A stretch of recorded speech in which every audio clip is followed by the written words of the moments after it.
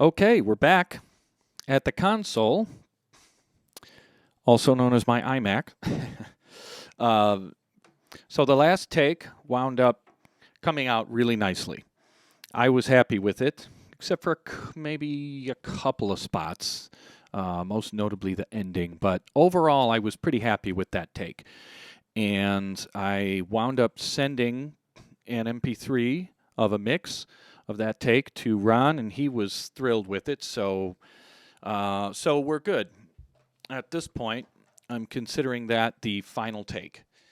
So now we're at the point of going over it, kind of fine tuning some spots, and in particular, I just want to demonstrate basically what my process is at this point. Now, if you're a musician like me, and you probably are, you know how incredibly difficult it can be to be happy with your own playing, to be happy with a performance if you're a hopeless self-critic like I am. It's a difficult process, and it takes a lot of time and experience to give yourself the right kind of introspection to listen to the forest rather than the trees, and listen to a take as a whole. Now, when I first started recording myself, I was an editing freak. I would take everything that looked like it was even the slightest bit off from the grid and just put it right on the grid because that's where it's supposed to be, right?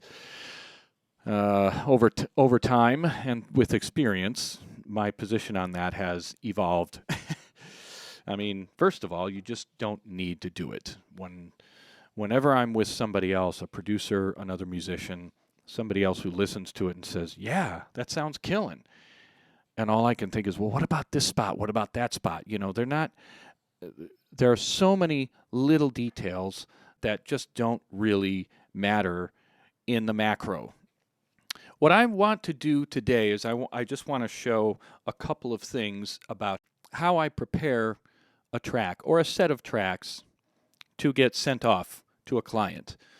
So what I like to do is I like to keep this entire take by itself and just make a duplicate of it. I want to keep this take completely separate from when I do the editing. So what I'm going to do is I'm going to go up here to the playlist. What I do when I do another take, Logic acts in a couple of different ways. It automatically creates new playlists for you when you record on top of what you had recorded.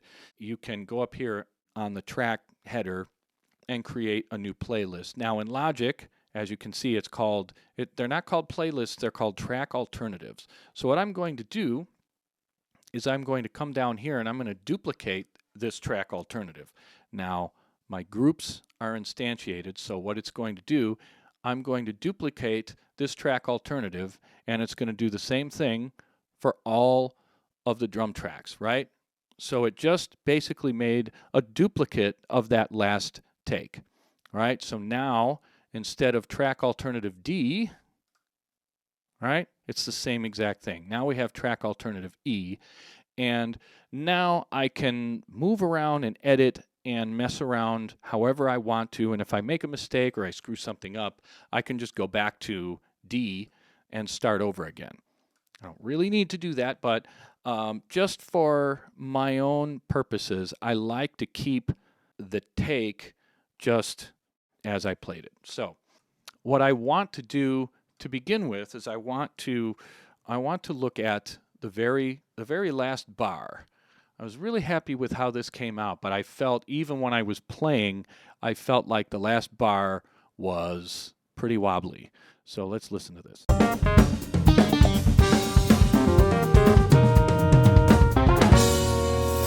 Right, so that last, especially the last part of that bar, especially this it just kind of felt like it came off the rails just a little bit. Let's turn that down just a skosh. Yeah. So if I zoom in here to take a closer look, I can see, right, here's where the beat is. Here's where the grid is. And as you can see by my hits, I was a little bit ahead. I was a little bit on top with everything. And that is, oof, that one's pretty far ahead. That is not something that is all too unfamiliar to me. But I can say that it is fairly, except for that, that's a little bit more ahead. It is fairly consistent, right? It didn't bug me until I got to, check it out. That's a little ahead. This is a little ahead. Look at it here. Now I'm a little behind. And that's where the, that's where the wobbliness comes from, right? Everything is fairly consistent here until I get here, and then this is actually behind, and then I caught up again, and I'm ahead here. So I'm going to take this part because this was the one that was just a bit behind, all right? And I'm just going to nudge it over a little bit, and without doing anything more, I'm going to listen to that. I don't need to clean it up and do fades yet. I'm just listening to hear what it sounds like. Okay, already I think that's better. It's a little bit smoother and it's a little bit more cohesive. It sounds like I was playing more in time. And this is where the cheating aspect of digital audio comes into play. You can do anything you want with it, but I like to use editing these days. I like to use it very sparingly. People tend to appreciate the human feel. They don't notice those little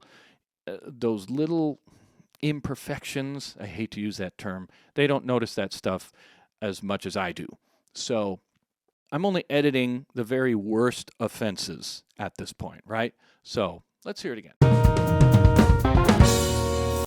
Okay. Now I'm gonna mute all the tracks and just listen to the drums. Okay, obviously you can hear the edit point. Okay, back in. Now I think what I'm going to do. Yeah, I think that's pretty good. That's pretty good. Usually when I edit, if something is pretty far ahead, for instance, like here, if I'm gonna move this, I'm not gonna snap it all the way to the grid. I'm gonna go about halfway, right? I'm gonna kind of split the difference, so I'll keep it a little bit off. Not necessarily off, but again, it's got a human feel, and we don't always have to be completely snapped to the grid. That doesn't make things more musical. If anything, a lot of the time it makes things sound more mechanical and stiff. Not always, but a lot of the time it winds up happening that way. But if I nudge something over, I'm going to nudge it not all the way. I'm going to nudge it closer to where the rest of my playing is. So, I might just ever so slightly, just a little bit more, move that over. So now, well, let me listen to that first.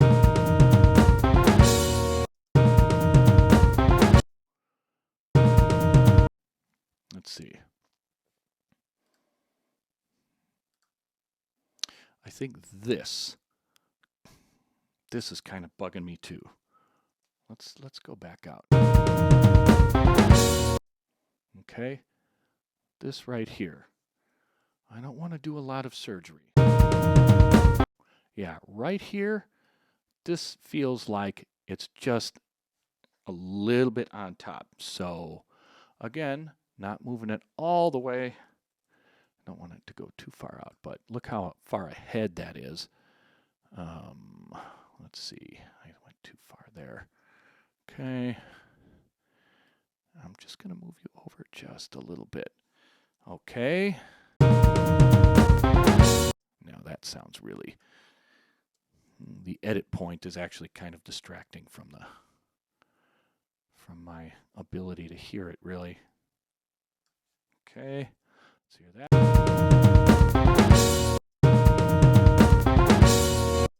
That might be good. All right. See, it's still ahead. It's still a little on top, but I think it's a little more consistent.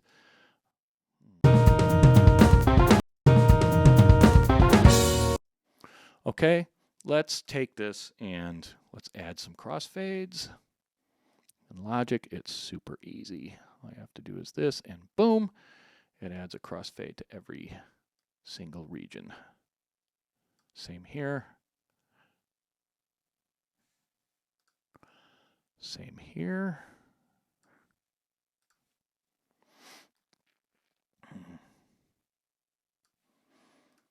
I can't really explain every single one of these functions if you're not completely familiar with Logic. This isn't meant to be a Logic tutorial. There are a million of those out there, so apologies if you don't really understand everything I'm doing here, but you can see I'm just adding fades, I'm smoothing things out, and now everything's connected, right? So let me listen to that by itself, soloed, and just make sure that all of the fades and all the edit points are clean.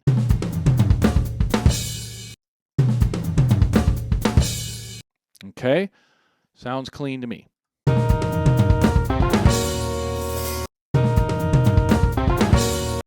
Something's still a little bit off, I think. Okay, what I want to do is I want to go back a little bit farther. Yeah, maybe about here. And hear a little bit more of a build up to the ending so that I'm not just isolating that last fill. Here we go.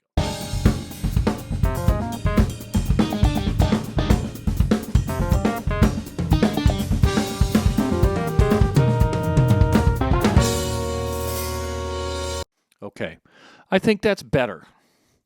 I might still, I don't want to take up any more time on this tutorial going over these little minute details, but that's a good indication of the process, post-recording, the editing process that I go through. I'll take little portions like that and I'll just clean them up just a little bit, just so it sounds a little bit more solid at the end. So a couple other things that I would like to point out before we go is the very beginning. Now, if you'll notice, all of the band tracks, right? He sent me three band tracks to play along with, which is really cool because it gives me flexibility to change levels if I need to. I thought the horns, it's called stems. If you haven't heard of that, when somebody sends you stems, they don't send you the entire mix of their session, but they'll send separate stems. They'll send separate audio files of specific things. Now, one of the most important critical details is that all of these audio files line up at the very beginning, right? I've gotten in the past from clients, I've gotten audio files that didn't line up, right? Now, if you notice, the horns don't come in until I think around measure 17, right? Now imagine if he just sent me these audio files and the audio file for the horn track started at measure 17, right? I wouldn't know where to put that audio file. So it is of critical importance that all of these audio files start at the exact same spot. Likewise, it's absolutely critical for me to do the exact same thing, right? So if you'll notice, all of my drum tracks and all of his stems, they all start at exactly the same time, right? And I could zoom all the way in, all the way in, and they have the exact same absolute starting point. So that is, one of the most important. It's fairly obvious, but it's kind of amazing to me how many people still don't understand that. But yeah, they have to line up.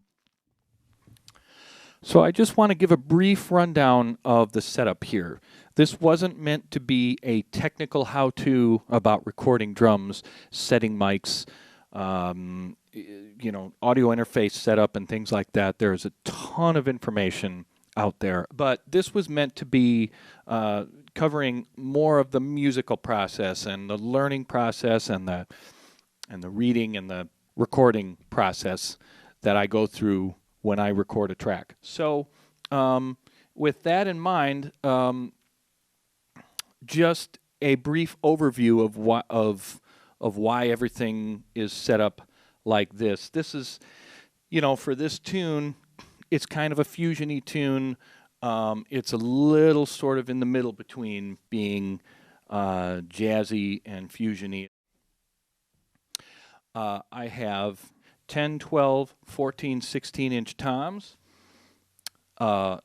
Just a middle-of-the-road 5x14 snare. It's actually a Noble & Cooley Classic SS solid maple snare, tuned medium, sort of medium range, not super high, not super low. Maybe a little medium high. It's not, I've got about a half a piece of moon gel on the snare, so it's not wide open, but it's not super muffled down either. It's kind of in that mid-range. Bass drum is a 20-inch, and I've got it kind of open, except for a hole in the front head. I've got two clear Power Stroke 3 heads on it, so it has a little bit of. It's got a little bit of dirt. It's got a little bit of sustain in the bass drum, and everything you see here is close mic'd. Every component is close mic'd. I've got two overheads. You can see they're pointed kind of away from each other on this plane and this way too, front and back. They're just kind of pointed away from each other. When you're recording drums, dealing with phase and having all the microphones be in phase with each other so they don't cancel, the sound waves don't cancel each other out, is of the utmost importance, because all of these microphones being in such close proximity with each other, there's a lot of potential for phase problems. So I spend a lot of time making sure everything is in phase. And if you'll notice, I actually have two mics on the snare. I have a mic on the top and a mic on the bottom. What I like to do whenever I'm doing a track for someone is I like to give them as many options as possible. Top and bottom snare mics, multiple bass drum mics. If you notice, there's a mic. I have a dynamic mic on the inside of the bass drum, and I have a condenser, a large diaphragm condenser mic on the outside of the bass drum. So that gives me options, and that's what I like to do whenever I record for anybody. Whether they use, for instance, a bottom snare mic or not, I'm at least going to offer it, and they can just choose not to use it. I know some engineers I greatly respect who get amazing sounds. They never use a bottom snare mic. So if I do drum tracks and they happen to be mixing it, they just won't use it. But it's better to have it and not need it. Just like room mics and everything else. It's up to the end user whether to use certain components or not. I mean, sometimes they'll just choose to use two overheads, kick and snare, and that'll be it, just depending. Okay, that's it for me. Thank you so much for watching, and I hope you got something out of this series. We covered a lot of ground, yet at the same time, I know there's a lot of ground that we did not cover or only skim the surface on. So if you have any questions, please leave a comment in the video, on Facebook, or drop me a note from the website. I had lots of fun putting this series together. I'd love to do more in the future, cover different parts of the process and in different musical styles. Please sign up for the mailing list if you haven't already, and if you're interested in studying either locally in the Chicago area or remotely through Zoom or Skype, I'm available and I'd love to hear from you. Also, for those who may be interested in custom drum tracks, I'd love to hear from you as well. Thanks so much, and we'll see you again.